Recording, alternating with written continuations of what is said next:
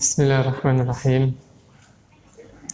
Assalamualaikum warahmatullahi wabarakatuh.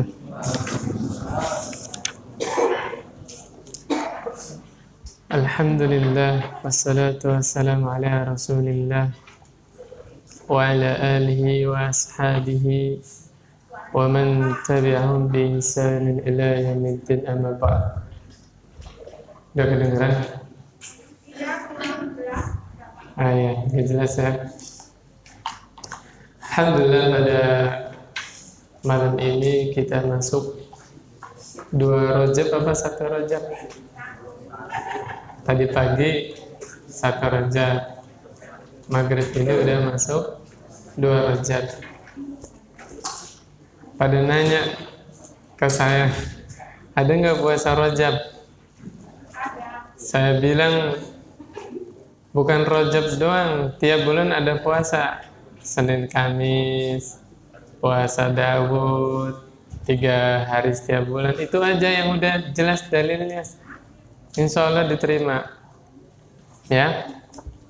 Jadi jangan mempersulit diri. Kita jalankan ibadah yang sudah jelas dalilnya. Sama aja kan puasanya itu juga kan. Bangun sebelum subuh, makan, tahan lapar haus, tahan sabarnya dari subuh sampai maghrib, itu juga kan puasanya. Ya, jadi saya sarankan teman-teman yang punya semangat ibadah, bagus ibadah di bulan Rajab, kan termasuk bulan-bulan haram, ya kan? Artinya jangan mengkhususkan Rajab saja.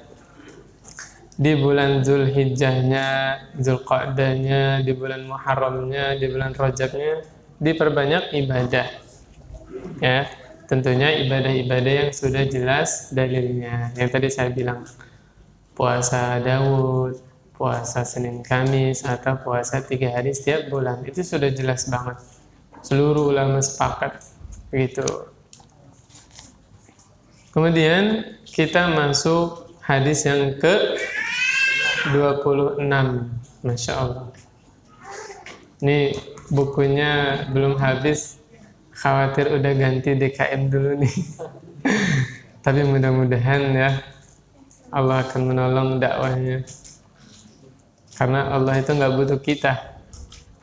Kita mau menolong dakwah atau enggak, tetap dakwah akan terus berjalan. Jadi jangan merasa kita punya andil, ya. Semua itu adalah berkat pertolongan Allah Subhanahu wa taala. Dan saya pesan, hadirilah kajian-kajian dimanapun kita berada, di mana di situ ada ilmu yang kita ambil, apalagi sudah jelas ustadz manhajnya jelas, yang diajarkan jelas, maka jangan ragu-ragu, ya. Hadis yang ke-26. Yang pertama, ini ada 2 hadis. Yang di hadis 26 ini yang dicantumkan oleh Al-Imam An-Nawawi, ada 2 hadis. Yang pertama diriwayatkan oleh Abu Hurairah, yang kedua diriwayatkan oleh Abu Dzar, ya, Al-Ghifari. Dari Abu Hurairah radhiyallahu anhu. Tahu nama aslinya Abu Hurairah siapa? Abdurrahman ibni Sakhril. Abdurrahman bin Sakhr, ya. Waktu itu pernah dibahas di sini. Nama aslinya dulu Abdul Syams. Abdul Syams artinya apa, Pak? Hamba matahari. Ketika bertemu dengan Rasulullah, kata Rasulullah, "La, anta Abdurrahman." Apa kata Abu Hurairah? "Na'am, ana Abdurrahman." Para sahabat itu sami'na wa ta'na, sampai namanya diganti juga taat kepada Rasulullah. Ajib enggak? Kalau kita mah di Indonesia main ganti nama, selamatan ini, ngasih namanya enggak sembarangan gitu ya. Sahabat enggak? Kata Nabi Muhammad, "La, anta Abdurrahman." "Na'am, ana Abdurrahman." Masya Allah. Kemudian lebih terkenal dengan julukan Abu Hurairah. Semoga Allah meridainya. Beliau berkata, qala Rasulullah sallallahu alaihi wasallam, Rasulullah sallallahu alaihi wasallam bersabda, "Kullu sulama minan nasi alaihi sadaqatun." Setiap persendian manusia punya hak disedekahin. Ya. Kulla yaumin tatlu'u fihi syams, ya, selama matahari masih terbit, persendian-persendian yang Allah berikan kepada kita ini dalam keadaan sehat, itu punya hak kita sedekahin. Logikanya gini aja, Pak. Bapak kalau satu sendinya keseleo, kecetit ya. Bahasa sininya apa, Pak? Terkilir. Kalau pergi ke tukang urut bayar berapa, Pak? 50.000. Kali aja sendi Bapak tuh ada 360.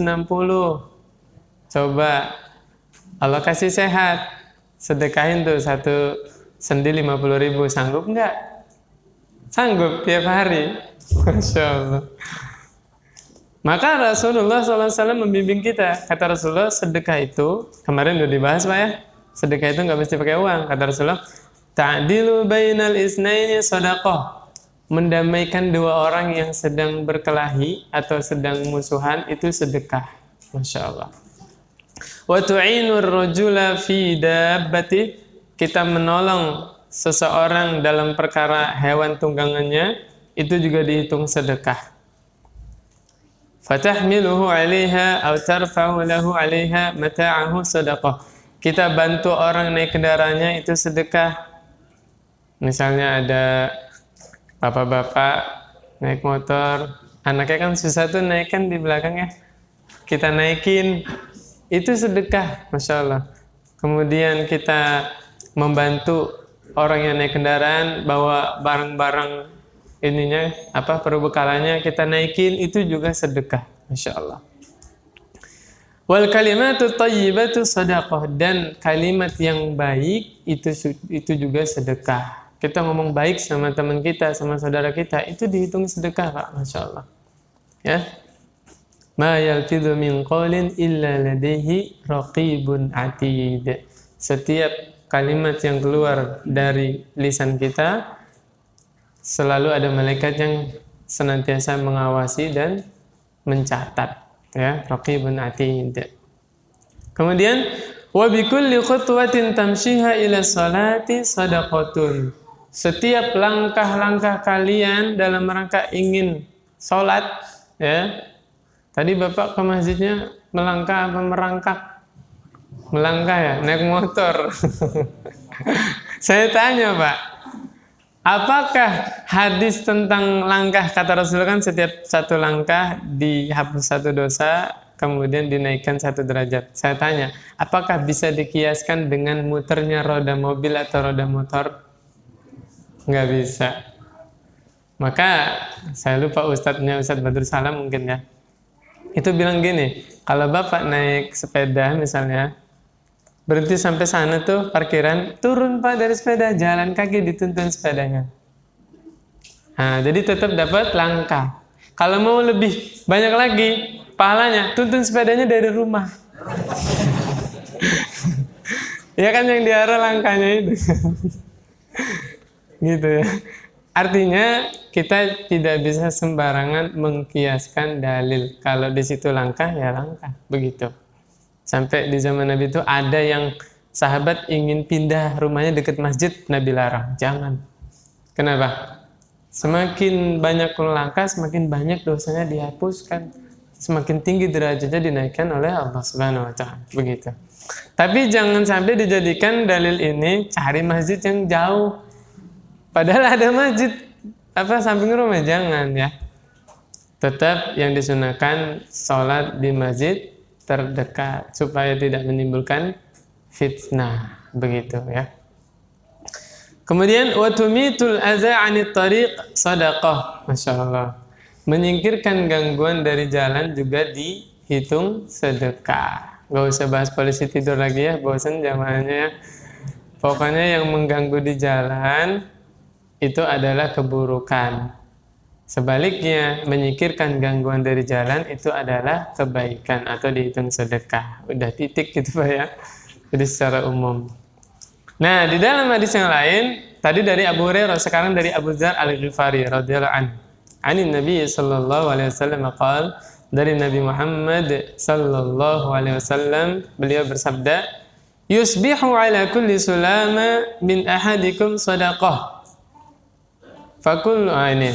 Setiap persendian kalian itu punya hak disedekahin, ya. Tadi sudah diterangkan kan? Rasulullah kasih option yang lain. Kata Rasulullah, "Fakulu tasbihatin shadaqah." Setiap tasbih dihitung sedekah. Kalau persendian kita ada 360, berarti minimal tasbihnya berapa kali? 360 kali. Karena punya hak disedekahin, Pak. Milih baca tasbih 360 kali atau sedekah 50.000 kali 360? Tasbih. Masya Allah ya. Kemudian wakulu tahmidah sedekah. Setiap bacaan tahmid alhamdulillah itu juga dihitung sedekah. Wakulu tahlilah sedekah, sedekah. Masa sedekah? Sedekah ya. Setiap bacaan tahlil atau apa, Pak? La ilaha illallah itu sedekah ya. Wa kullu takbiratin shadaqah. Setiap bacaan Allahu Akbar itu juga dihitung sedekah. Wa amrun bil ma'ruf wa nahyun 'anil munkar sedekah. Kita nyuruh perkara yang baik itu dihitung sedekah. Mencegah dari yang mungkar itu juga sedekah. Wa yujzi'u min dzalika rak'atani yarka'uhuma min ad-duha. Semua tuh bisa diringkas sama apa? Salat duha. Kata Rasulullah SAW, kalau kita nggak mampu sedekah 360 kali, bahasanya gitu ya. Karena di riwayat Aisyah, persendian manusia ini ada 360 sendi. Nabi bikin option yang lain. Kalau kita nggak bisa sedekah sebanyak 360 kali dalam satu hari itu, maka cukup dengan sholat duha 2 rakaat. Masya Allah. Paling 2 menit Pak sholat duha itu ya. Atau kalau yang nyantai itu 3 menit atau 4 menit gitu ya. Wudunya berapa menit? Ya sekitar itu juga. Kalau nggak 2 menit, 3 menit begitu ya. Masya Allah. Ibadah yang begitu sederhana, yang simpel demikian, banyak yang melalaikannya. Ya nggak, Pak? Iya. Baru dijelaskan di sini ya. Langsung aja Pak ya. Khawatir adzan Isya. Tadi sengaja saya panjangin di rakaat pertama supaya tidak ada yang masbuk, Pak. Tadi nggak ada yang masbuk kan? Alhamdulillah. Itu sengaja itu, Pak. Nanti kalau udah dipanjangin Al-Mursalat masih ada yang masbuk, besok sekali-kali Al-Baqarah lah ya. Iya, biar nggak ada yang masbuk sama sekali gitu. Pernah kan kemarin-kemarin tuh, parasan udah panjang masih ada yang masbuk. Gitu, sayang gitu Pak ya. Kemudian yang berikutnya,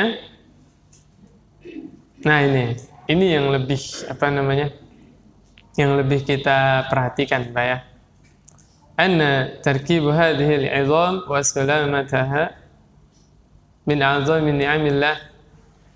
Tersusunnya tulang-tulang nih Pak, kalau sambung dengan persendian, itu adalah nikmat yang besar dari Allah Subhanahu wa taala ya. Fayahtaju kullu 'idhamin minha ila sadaqatin yatasaddaqa ibnu adam anhu liyakuna dzalika syukran. Kenapa Nabi mewajibkan sedekah setiap persendian yang Allah berikan kesehatan? Supaya kita menjadi manusia yang bersyukur. Ini Nabi ngingetin kepada kita nih, ini sendi kita nih sehat, alhamdulillah sekarang. Tadi pagi ada yang terkilir nggak Pak? Nggak ada kan, sehat semua. Nabi ngingetin, ini nikmat dari Allah.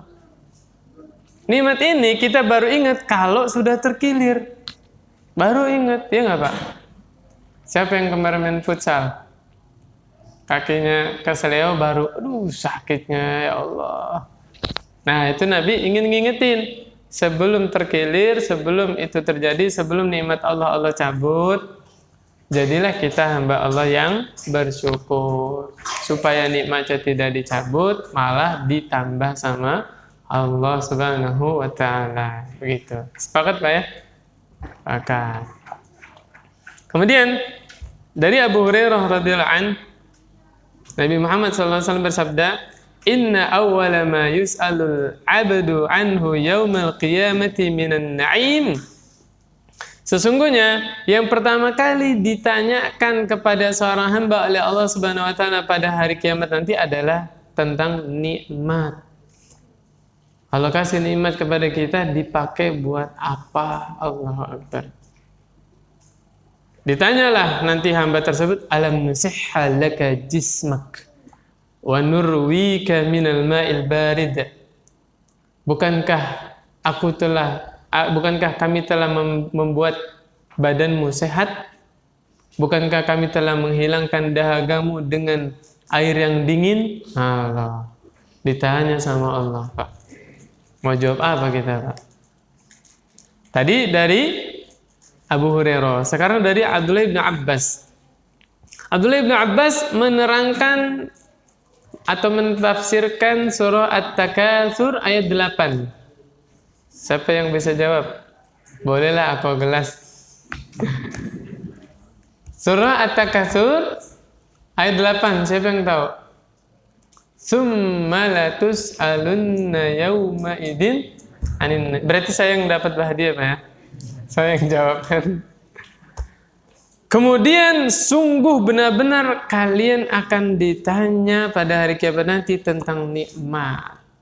Maka Abdullah bin Abbas menafsirkan ayat tersebut, an-na'im, nikmat yang tersebut adalah sihhatul abdani wal asma'i wal absari. Sehatnya badan, sehatnya pendengaran, sehatnya penglihatan. Yas'alullahul ibada fima ista'maluha wa huwa a'malu bidzalika minhum. Allah akan tanya dan Allah Maha tahu. Allah nanya itu bukan nggak tahu, supaya kita nggak bisa berhujjah, supaya kita nggak bisa beralasan lagi. Allah tanya, dia yang jawab. Ya nggak? Kita ditanya sama Allah, kemudian kita yang jawab kan? Artinya ketika manusia disiksa di neraka, nggak ada lagi ya keberatan di dalam hatinya, karena sudah disidang seadil-adilnya oleh Allah.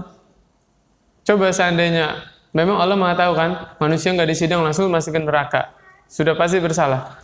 Masih ada perasaan kok belum diadili, belum diapa, udah disiksa ya kan? Maka nanti ditanya dulu sama Allah, walaupun Allah Maha tahu. Apa yang ditanya? Allah beri kesehatan badan kita, Allah beri kesehatan telinga kita, Allah beri kesehatan mata kita. Dipakai buat apa? Begitu. Masya Allah. Ngeri Pak ya. Kalau semua nikmat yang Allah berikan kemudian ditanya. Makanya kita berdoa kepada Allah supaya Allah bimbing kita, supaya kita bisa menggunakan nikmat-nikmat yang Allah berikan di atas keridhaan Allah Subhanahu wa taala. Dan kita berdoa kepada Allah atas nikmat yang kita pergunakan bukan di atas ketaatan kepada Allah, supaya Allah mengampuni perbuatan kita tersebut. Yang dimaksud di situ adalah ya, maksudnya di surah Ibrahim ayat 34. Allah berfirman, wa in ta'uddu ni'matallahi la tuhsuha. Seandainya kalian menghitung-hitung nikmat Allah, kita tidak akan bisa menghitungnya. Coba Pak, nikmat yang selama ini kita lupa mensyukurinya apa Pak? Buang air, Allah beri kelancaran, benar nggak Pak? Makanya Rasulullah mengajarkan seseorang yang setelah buang hajah di kamar mandinya, dia keluar kaki kiri dulu, dia bilang apa? Ghufranak, artinya apa? Ampunanmu ya Allah, minta ampun. Padahal habis dari kamar mandi, bukan habis bunuh orang. Tapi Nabi ngajarinya supaya kita minta ampun. Kenapa? Banyak orang yang lalai, lupa mensyukuri nikmat buang air tadi. Masya Allah Pak, jangankan orang nggak bisa buang air besar, nggak bisa buang air kecil, orang nggak bisa buang angin aja berapa juta di rumah sakit. Iya nggak Pak? Nah itu nikmat itu aja kita lupa bersyukur. Begitu. Belum lagi nikmat persendian Allah berikan kesehatan. Belum lagi nikmat saraf-saraf yang sehat. Allah Pak, otak kita ini na'udzubillah, diputus satu aja sarafnya oleh Allah Subhanahu wa taala, kita udah nggak punya wibawa lagi Pak. Jadi orang gila, na'udzubillah min dzalik. Maka ini semua adalah nikmat dari Allah Subhanahu wa taala, ya. Ya kita berusaha, kita nggak bisa ngitung-ngitung nikmat yang Allah berikan kepada kita, tapi kita berusaha kita syukuri nikmat-nikmat tersebut dengan menggunakannya di atas ketaatan kepada Allah Subhanahu wa taala. Kemudian walhamdu afdalu minan na'im ad-dunyawiyah kal afiyah war rizqi was sihha wa daf'il makruh wa nahwi dzalik. Ini yang lebih dalam lagi. Penulis mengungkapkan kepada kita bahwa ucapan alhamdulillah, seseorang mensyukur nikmat yang Allah berikan itu lebih besar daripada nikmat itu sendiri. Paham nggak maksudnya, Pak? Nih, ya. Kita kan dikasih rezeki, Pak, ya. Dikasih kendaraan, dikasih keluarga, anak istri, ya kan? Dikasih penghasilan. Setiap bulan apa setiap hari nih penghasilannya? Masing-masing, Pak, ya. Ada yang penghasilan tiap bulan, ada yang tiap jam, Masya Allah. Pak Habibie kan waktu kerja di Jerman hitungannya per jam, ya. Masya Allah, ya. Penulis bilang, ya, seseorang dibimbing oleh Allah supaya dia bisa mensyukuri nikmat-nikmatnya, itu adalah nikmat terbesar daripada nikmat itu sendiri. Mengerti nggak maksudnya, Pak? Belum mengerti? Kita bisa bersyukur kepada Allah itu nikmat bukan, Pak? Nikmat. Nih, Pak, orang dikasih Alphard gratis, cash. Pakai syak ya, cash. Dikasih Alphard. Kemudian dia bersyukur. Nah, dia mensyukuri nikmat itu nikmat terbesar daripada nikmat dia dapat Alphard. Paham maksudnya, Pak? Nah, itu maksud saya, Pak. Jadi kita dikasih sehat, dikasih rizki, ya kan? Allah hindarkan dari sesuatu yang kita benci. Itu nikmat Allah. Tapi nikmat yang lebih besar lagi adalah ketika kita mampu mensyukuri nikmat-nikmat itu. Masya Allah. Kenapa demikian? Hah? Kenapa? Siapa yang bisa jawab? Nih, kata siapa ini? Namanya nggak di sini, ya. Seorang salah, Abu Hazim. Abu Hazim berkata, kullu ni'matin la yataqarrabu minallahi fahiya baliyah. Kata Abu Hazim, beliau berkata, setiap nikmat yang tidak bisa mendekatkan seseorang kepada Allah, maka itu adalah malapetaka, kehancuran. Benar gak, Pak? Wallah, Pak, ketika Allah kasih handphone, tapi handphone ini tidak bisa membimbing kita, tidak bisa menjadi penyebab kita dekat dengan Allah, maka pada dasarnya ini adalah musibah. Lebih jelas lagi, Qarun Allah kasih harta, ya enggak? Dengan hartanya dia dekat dengan Allah? Tidak, malah sombong. Dia berkata, innama utituhu ala ilmin indi. Saya dapat harta banyak ini karena hasil jeripaya saya, karena kecerdasan saya. Apa ujung-ujungnya, Pak? Hancur. Allah benamkan ke dalam bumi beserta hartanya, beserta keluarganya, beserta tempat tinggalnya. Naudzubillah. Fir'aun Allah berikan nikmat apa? Kekuasaan, kesehatan. Saya pernah baca riwayat, tapi jamaah PR ya, periksa lagi riwayatnya benar atau tidak. Kenapa Fir'aun merasa dirinya Tuhan? Karena selama hidup tidak pernah sakit, kuat, sehat, ngerasa dirinya Tuhan. Naudzubillah min dzalik, ya. Ketika Allah berikan nikmat kekuasaan kepada Fir'aun, Fir'aun tidak mensyukurinya, malah sombong. Apa jadinya, Pak? Kehancuran. Begitu juga kaum-kaum yang lain. Intinya, benarlah yang dikatakan Abu Hazim, seluruh nikmat yang nikmat tersebut tidak jadi penyebab kita dekat dengan Allah, maka itu adalah malapetaka atau musibah. Artinya, hakikat nikmat yang sebenarnya nikmat adalah ketika dengan nikmat itu kita diberi nikmat oleh Allah nih, kita tambah bersyukur, kita tambah dekat kepada Allah Subhanahu wa taala, pun kita juga bisa bersyukur atas nikmat itu. Itulah sebenarnya nikmat dari Allah Subhanahu wa taala. Begitu. Sekarang udah mudeng, Pak, ya. Di seseorang mampu mensyukuri nikmatnya, itu adalah nikmat terbesar dari nikmat itu sendiri. Nah, bingung. udah lewat Pak ya. Kemudian yang berikutnya, ya, kenapa? Coba Pak, saya tanya Pak. Kenapa bersyukur itu lebih besar nikmatnya daripada nikmat yang diberikan oleh Allah itu? Kenapa Pak? Karena bersyukur itu nikmat diniyah, agama. Iya nggak Pak? Adapun nikmat-nikmat yang Allah berikan tadi berupa kesehatan, rezeki dan yang lain itu adalah nikmat duniawi. Kalau nikmat duniawi hanya dirasakan ketika di dunia. Tapi kalau nikmat agama, diniyah, tadi kita mensyukuri itu nikmatnya akan dirasakan dunia akhirat. Iya nggak Pak? Kita mampu mensyukuri nikmat yang Allah berikan. Diberi pahala nggak sama Allah?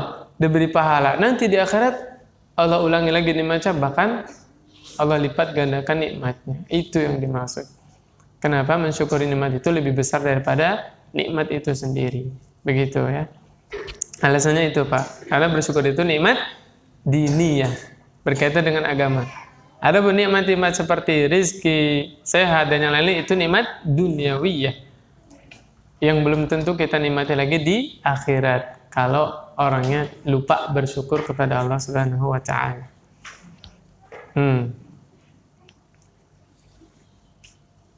Udah selesai mungkin ya? Belum kok Pak. Masih 15 menit lagi ya. Kemudian berikutnya, mensyukuri nikmat tadi itu ada 2 tahapan atau 2 macam. Yang pertama sifatnya wajib. Yang kedua sifatnya mustahab. Ya. Yang wajib yaitu wa huwa an yatiya bil wajibat wa yajtanibul maharim. Mensyukuri nikmat yang hukumnya wajib yaitu dengan cara kita mengerjakan kewajiban di dalam agama dan meninggalkan yang Allah haramkan, dan ini hukumnya wajib Pak. Wajib kita kerjakan ya. Seperti apa Pak? Salat 5 waktu ya. Kemudian menutup aurat. Apa lagi Pak? Pokoknya hal-hal yang wajib di dalam agama ini.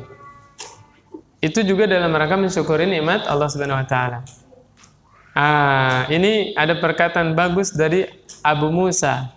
Dia berkata, "Fa illam yaf'al falyumsik 'anil syarr fa innahu lahu shadaqah." Apabila kita tidak bisa melakukan kebaikan, ya, maka tahanlah dirimu dari keburukan. Paham maksudnya, Pak? Kalau bahasa yang mudah dipahami mah gini, Pak. Kalau nggak bisa ngebahagiain orang, maka jangan nyakitin. Nah gitu Pak ya. Kalau belum bisa ngebahagiain temennya, maka jangan nyakitin temennya. Nah itu bahasa ininya ya, bahasa yang mudah dipahami oleh kita ya. Kalau kata ini Abu Musa, kalau engkau tidak bisa berbuat kebaikan, maka tahanlah dirimu dari keburukan. Dan seburuk-buruknya keburukan adalah meninggalkan kewajiban yang Allah wajibkan. Paham maksud saya Pak? Saya tanya Pak, dosa berzina dengan dosa meninggalkan sholat 5 waktu lebih besar mana Pak dosanya? Meninggalkan sholat 5 waktu. Tapi yang mirisnya ada sebagian orang yang dia tidak mau berzina, takut berbuat zina, tapi dia ringan meninggalkan sholat 5 waktu. Alasannya apa Pak? Ilmu. Syaitan ingin menyesatkan manusia sejauh-jauhnya dengan cara apa? Jangan sampai dia punya pengetahuan tentang agama. Jadilah orang-orang di sana dia tidak berani berzina, tapi dia lebih mudah ringan meninggalkan salat 5 waktu. Padahal meninggalkan salat 5 waktu dosanya lebih besar daripada berzina, daripada merampok, daripada mencuri dan yang lain-lain. Benar nggak Pak? Kenapa syaitan mudah menggelincirkan manusia demikian? Karena tadi awalnya syaitan udah berhasil. Jangan sampai orang ini tahu ilmu tentang agama. Punten agak kasar. Kalau seseorang sudah bodoh terhadap agama, sangat mudah digelincirkan dosa apapun. Kayak tadi ya kan? Bener nggak Pak saya ngomong gini? Ya kan ada orang awam sana sangat hati-hati menjaga dirinya dari wanita. Jangan sampai dia berzina. Tapi dia begitu mudah melalaikan sholat 5 waktu. Padahal dosanya lebih besar daripada berzina. Na'udzubillah min dzalik. Begitu. Yang berkata begitu adalah Imam Ibnul Qayyim. Beliau telah berkata demikian. Meninggalkan sholat fardu dosanya lebih besar daripada berzina, merampok, mencuri, dan yang lain-lain. Begitu. Ya, tadi gimana Abu Musa berkata, kalau tidak bisa melakukan kebaikan, maka tahan dirimu dari keburukan. Dan seburuk-buruknya keburukan adalah meninggalkan perintah dari Allah Subhanahu wa taala. Masih ingat kisahnya Nabi Adam alaihissalam dan iblis? Saya tanya, Pak, iblis dosanya melanggar larangan atau tidak mengerjakan perintah? Tidak mengerjakan perintah. Nabi Adam dosanya apa? Melanggar larangan. Mana yang lebih besar dosanya? Meninggalkan perintah. Udah mudeng Pak ya sekarang ya? Nah, itu salah satu ulama ada yang mengambil faedah demikian, bahwa tidak mengerjakan perintah yang Allah perintahkan itu dosanya lebih besar daripada melanggar larangan. Begitu ya. Nah, di sini dijelaskan termasuk rasa syukur kita adalah meninggalkan maksiat. Orang yang meninggalkan maksiat otomatis dia termasuk orang yang bersyukur. Dan maksiat itu secara garis besar hanya dibagi menjadi 2. Iya nggak Pak?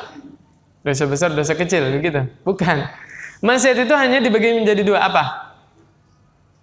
Tidak mengerjakan perintah itu maksiat, dan melanggar larangan itu juga maksiat. Itu aja. Nah, orang-orang yang berusaha mengerjakan perintah Allah, berusaha meninggalkan yang Allah haramkan, dia digolongkan termasuk orang-orang yang telah bersyukur. Begitu. Sudah kesimpulan Pak ya. Kemudian kemarin sudah dijelaskan amalan-amalan seorang hamba itu ada yang bermanfaat buat orang lain, ada juga yang manfaatnya buat diri sendiri. Mana yang paling baik? Semuanya baik. Ada kalanya kita bermuamalah dengan orang supaya orang lain merasakan manfaat kebaikan yang kita lakukan. Ada kalanya kita juga menyembunyikan kebaikan kita. Gitu Pak ya. Jangan keliru. Digoda syaitan dia kena. Mas, kenapa sholatnya di rumah? Saya takut kalau ke masjid riya sholat 5 waktunya. Itu keliru ya. Itu saya ulangi ya perkataan saya. Langkah awal syaitan ingin menjerumuskan manusia adalah menjauhkan manusia dari ilmu agama. Dibikin malas belajar tentang agama, dibikin malu, dibikin malas hadir di pengajian. Akhirnya kalau dia nggak tahu ilmunya, mudah dijerumuskan oleh syaitan. Kayak tadi, ada Pak kejadian deket masjid rumahnya. Ngelangkah ke masjid tuh nggak ada setengah menit lah orang ketahuan keluar pintu tuh langsung kelihatan masjid. Tapi tidak pernah dia hadir di masjid. Ya sholat di rumahnya.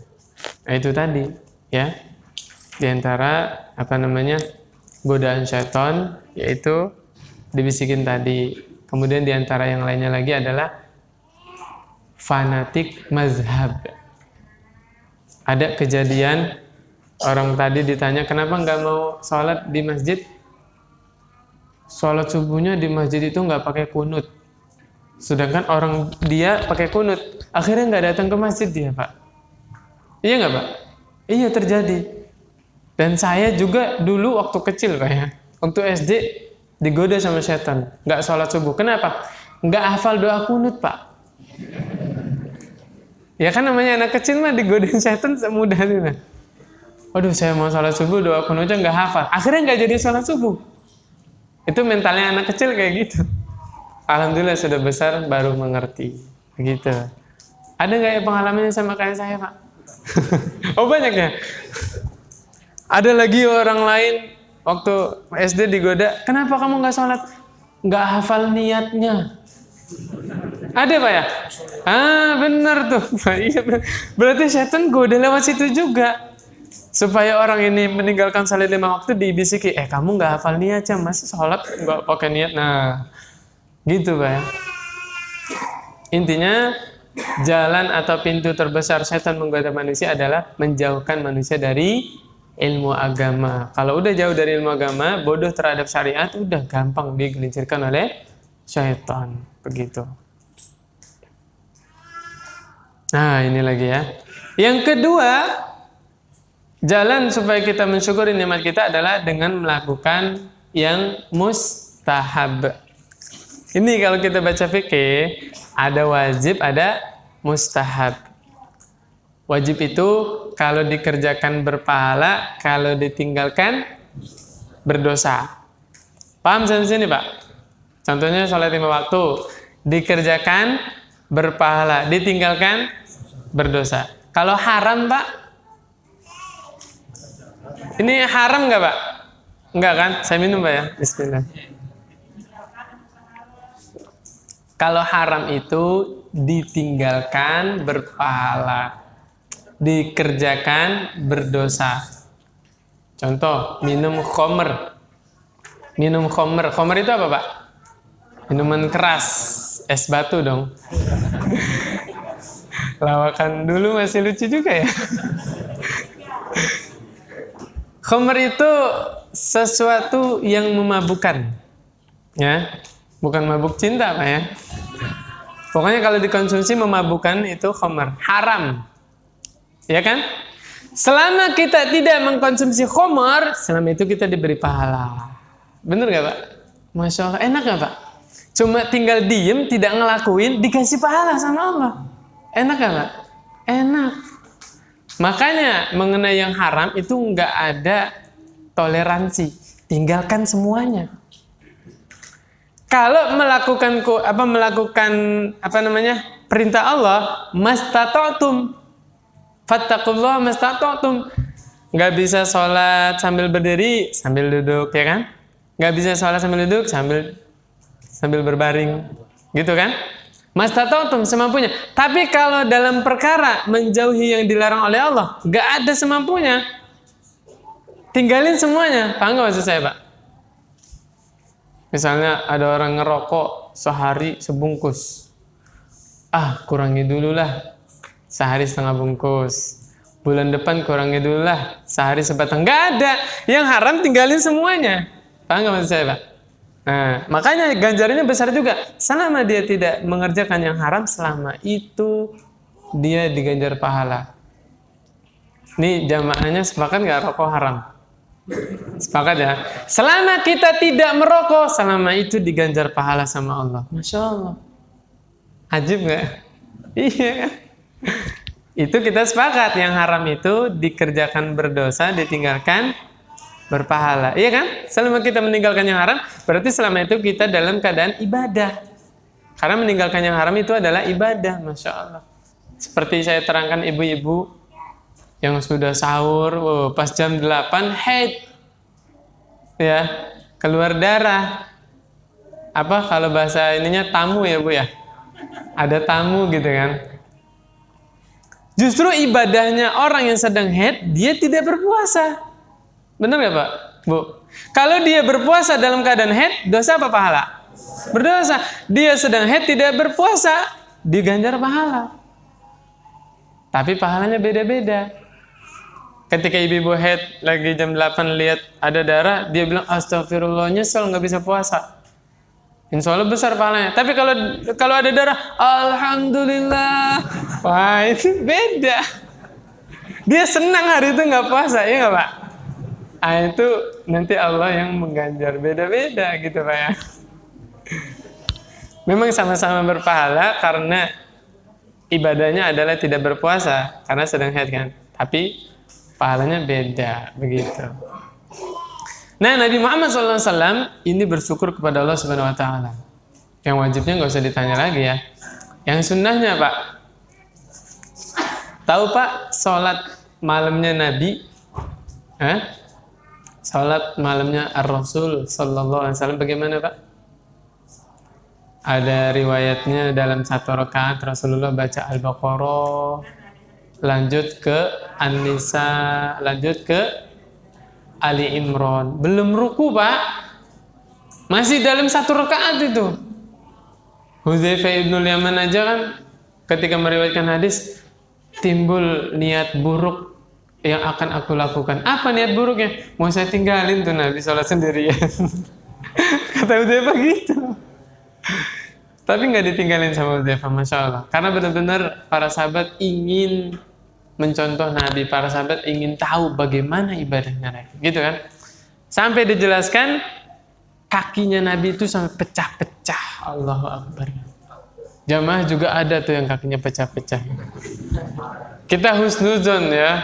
Tiap malam tuh Al-Baqarah. Tahu Nabi ketika ditanya, artinya gini loh, ya Rasulullah, engkau surganya sudah pasti, dosa-dosanya sudah diampuni, ya kan? Ngapain kok susah-susah sholat malam sampai pecah kakinya? Tahu jawabnya Nabi apa?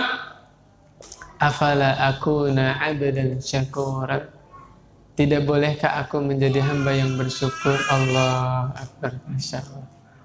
Nabi loh Pak, surganya udah pasti, dosanya sudah diampuni, pahala Nabi itu ngalir terus, Pak. Setiap kaum muslimin melakukan ibadah, otomatis pahala Nabi nambah. Makanya kurang kerjaan menghadiahkan pahala kepada Nabi. Iya kan? Baca Al-Fatihah buat Nabi. Ngapain? Kita melakukan ibadah itu udah otomatis Nabi bertambah pahalanya.